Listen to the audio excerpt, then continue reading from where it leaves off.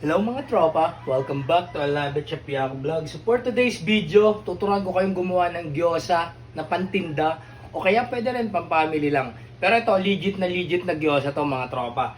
So kailangan natin is, syempre ground pork.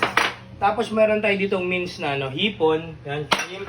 Tapos meron tayo ditong carrots, white onion, ginger, saka bawang. Tapos meron din tayo dapat yung naka-blanch na minced na repolyo. Tapos meron din tayong ito dapat ang hindi mawala mga tropa. Kasi hindi pwedeng pag-substitute yung mga tropa, yung onion leeks o kaya yung spring onion. Nira to mga tropa.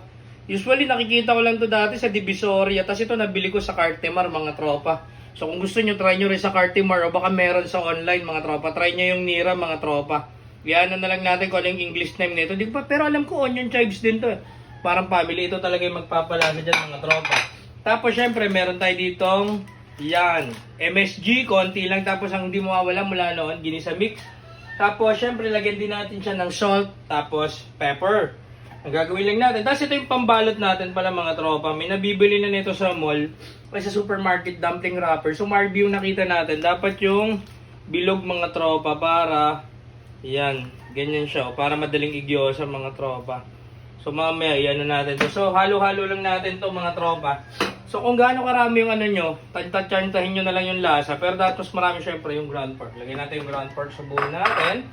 Tapos lagay din natin yung shrimp natin. Yan. Tapos lagay na rin natin yung ating ibang ingredients. Ito, yan. Carrots, ginger. Yan. Saka yung ating bawang. Yung onion. Tapos lagay na rin natin tong ating naka-blanch na repolyo. Ayan. Lagyan natin yan. Tapos lagay na rin natin tong ating nira. Ayan. Tapos, tiglan lang natin to ng ating, gamitin nyo mga tropa, white pepper o yung ground na pepper. Tapos syempre hindi mawawala, sabi nga ni Nigel Nang, yan. Tanong nyo kung sino yun mga tropa. Natin ng MSG, pampalasa.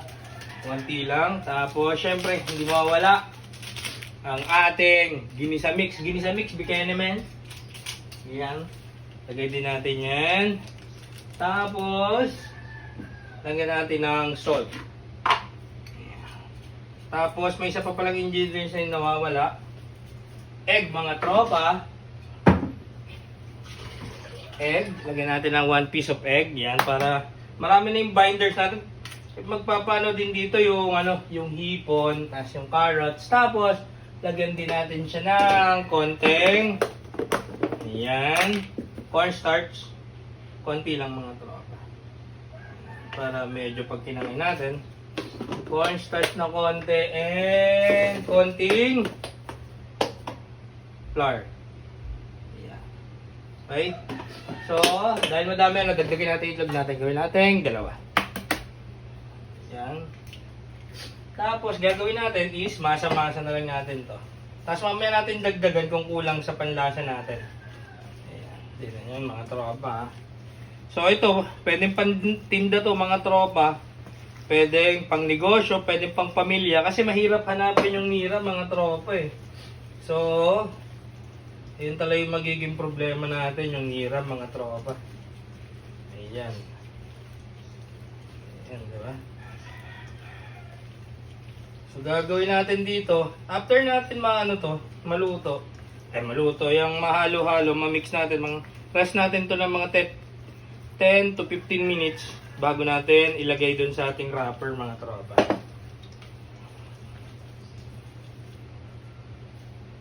Ayan. Tapos, siyempre, nasa sa inyo na yan kung anong panglasa nyo mga tropa.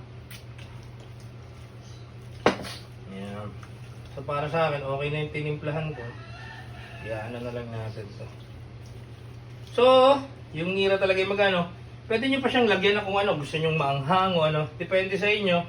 Ayan, tapos mamaya steam and fried natin siya. So ayan, okay na mga tropa, na-mix na natin siya, okay na rin yung lasa. So i-rest na natin yan, lagyan natin ng clean wrap. Ayan. Siya clean. I-rest lang natin to ng 10 to 15 minutes. Ayan. Dito na lang din, room temp lang bago natin balutan para maghalo pa siya. So yan lang, mamaya babalutin natin mga tropa. I love it. So ayan mga tropa, babalutin na natin siya. Narest na natin siya ng 10 to 15 minutes siguro. Yan. So okay na yung ano natin, mixture natin ng panggyosa. Ito na rin yung ano natin, gyoza wrapper. Tapos naka-ready na rin tayo ng paglalagyan. Yung paglalagyan nyo, lagyan nyo ng flour para hindi siya dumikit.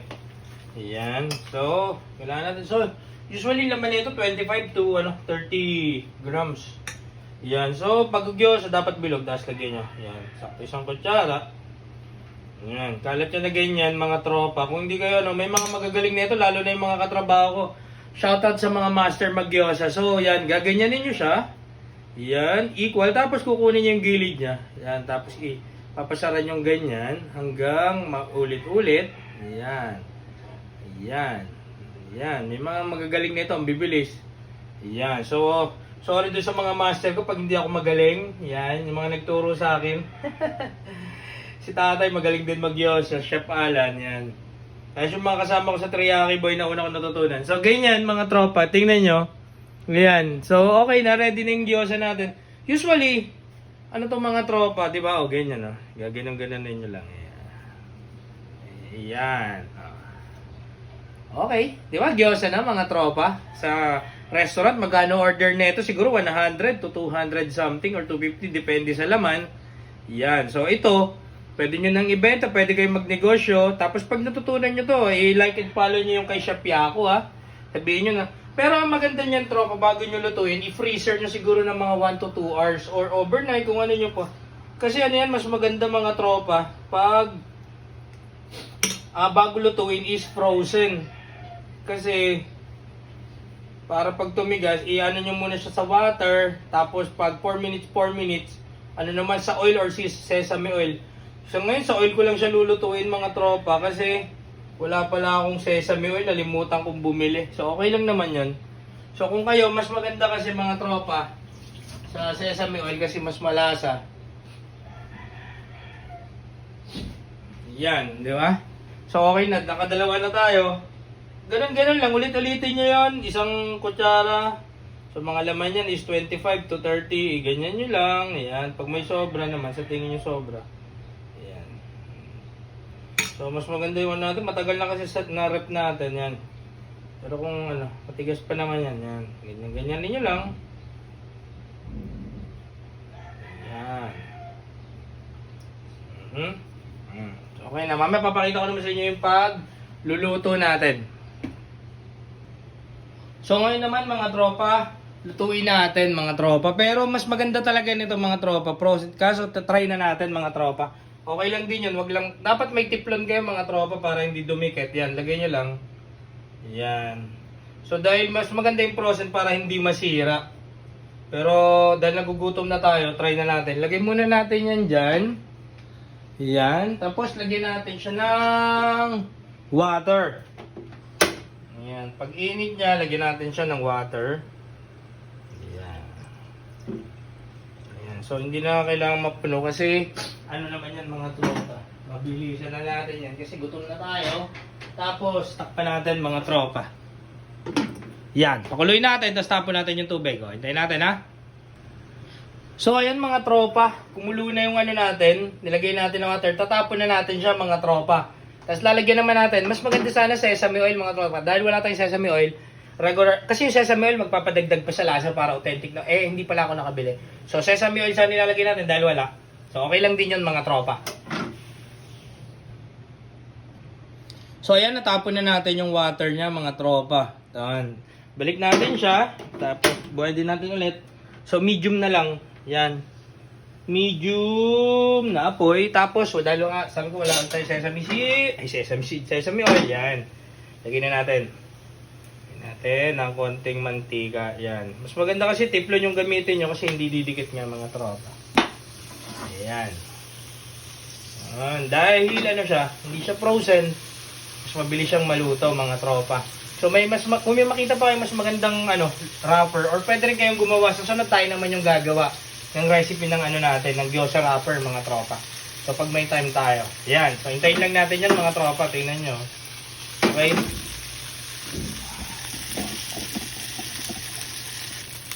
So ayan, so mga 2 minutes siguro pag hindi para gusto lang nating ma-achieve is yung makita natin yung may brown yung okay, di ba mga tropa? O, ayan na di ba? Ayun yung gusto nating ma-achieve na gyoza natin. Yan, yung may ganyan, di ba? Pag umorder kayo sa restaurant. Yan. So, dahil achieve na natin siya, plating naman natin siya. So, di ba maganda pag tiplon mga tropa? Okay? So, ayan mga tropa, di ba? Eto na, yung gyoza natin mga tropa. Ang bilis lang. Pwedeng, ito pang negosyo talaga to mga tropa. Diba? Pero kung ano lang, pwede rin nyo rin sa pangpamilya. Pero kung gusto nyo magnegosyo, negosyo nyo to mga tropa. Yan. Chef Yaku's Gyoza Style. Yan, I love it. So, gawa naman tayo ng partner neto na sauce mga tropa. So, para sa sauce naman, kailangan lang natin syempre, Japanese soy sauce. Kikuman yung brand na gamit natin. Para legit na legit, yan mga tropa. Tapos, kahit ano na lang, simple lang naman to. Lagyan lang natin ng konting suka. Kahit yung, ano na lang. Gamit natin sibas, 1. Yan. Tapos, lagyan natin ng konting asukal. Depende sa, ano nyo. Yan. Sa prep nyong lasa. Yan. So, okay na. Halu-haluin nyo lang mga tropa. Tapos, kuhanin natin yung gyoza natin. Ayan. Alabet, di ba? Tapos, sausaw natin. Okay.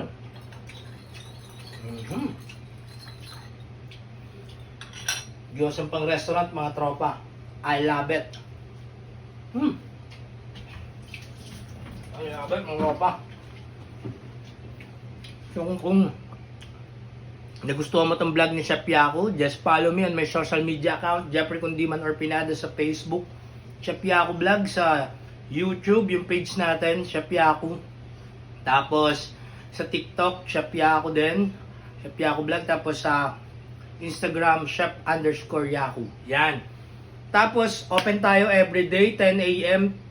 to 8 p.m. Chef Yaku dito sa Yellow Bell, Barangay Commonwealth, likod ng Adventist School. Pwede tayong mag-dine-in, take-out, tsaka delivery. Kayo yung sasagot mga tropa sa delivery fee. So yan, kung natutunan nyo, isang I love it naman dyan. Gyoza, I love it. Bye!